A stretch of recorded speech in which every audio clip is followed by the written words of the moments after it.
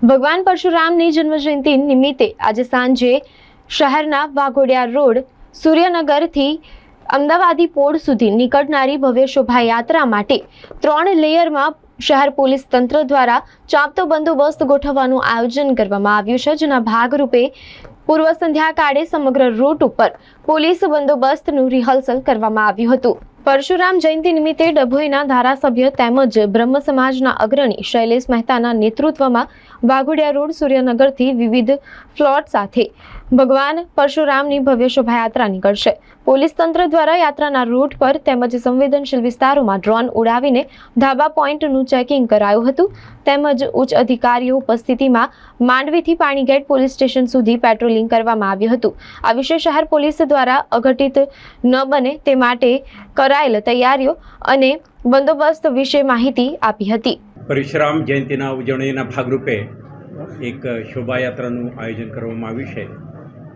સમસ્ત ગુજરાત બ્રહ્મ સમાજ દ્વારા સૂર્યનગર ગરબા ગ્રાઉન્ડથી શરૂ થઈ પાણીગેટ, માંડવી, સુરસાગર લેક થઈ પંચમુખી મહાદેવ મંદિર ખાતે સમાપ્ત થનાર છે।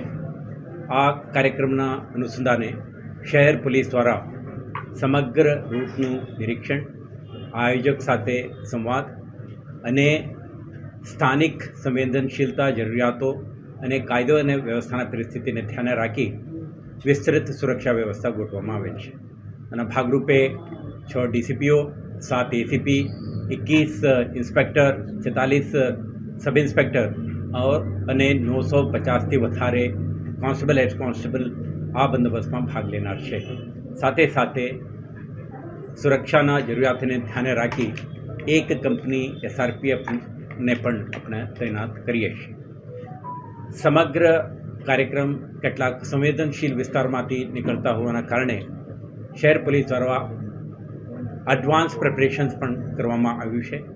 નિરીક્ષણ કરીને કેટલાક high rise points, D points, sensitive point ઉપર આપણા પોલીસની હાજરી આપતું રહે, સાથે સાથે ટેકનોલોજીના મહત્તમ ઉપયોગ કરીને drone camera, body worn camera, binoculars વગેરેના માધ્યમથી આપણે સમગ્ર રૂટ અને ચાલતા પ્રવૃત્તિઓ પર નજર રાખવા માટે પણ શહેર પોલીસ દ્વારા આયોજન કરવામાં આવે છે। આ કાર્યક્રમ દરમિયાન કોઈ અનિચ્છનીય બનાવ ન બને તે માટે આપણા રિઝર્વ ટીમ્સને પણ આપણે રાખી છે અને કન્ટિન્જન્સી પ્લાનના ભાગરૂપે કેટલાક વજ્ર, વરણ, એન્ટી રાઇટ્સ કિટ સાથેના માણસો અને અન્ય પરિબળોને પણ આપણે ડિપ્લોય કરવાના તૈયારી સાથે આપણે સ્ટ્રેટેજિક લોકેશન ઉપર ઉપલબ્ધ રાખીશું। આ કાર્યક્રમ દરમિયાન આપણે પોલીસ, આયોજકો, એમના સ્વયંસેવકો એક સાથ સહકારથી, કોઓર્ડિનેટેડ એફર્ટથી કોઈ અનિચ્છનીય બનાવ ન બને તે માટેના આયોજન કરી કાર્યક્રમ સંપન્ન કરવા માટે તમામ તૈયારીઓ થઈ ચૂક્યા છે।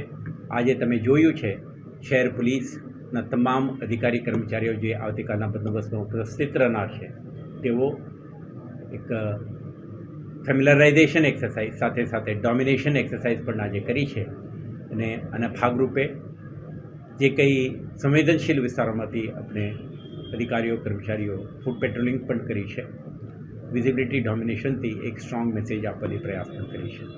આવતીકાલે કોઈ ક્રિમિનલ, એન્ટી સોશિયલ, વિઘ્ન સંતોષી માણસો સક્રિય ન બને તે માટે પોલીસ કાળજી રાખશે અને સોશિયલ મીડિયા પ્લેટફોર્મ અને અન્ય પ્લેટફોર્મનું પણ દુરુપયોગ ના થાય, રૂમર મોંગરિંગ વગેરે ના થાય તે અંગે પણ આપણે કાળજી રાખી છે। આભાર।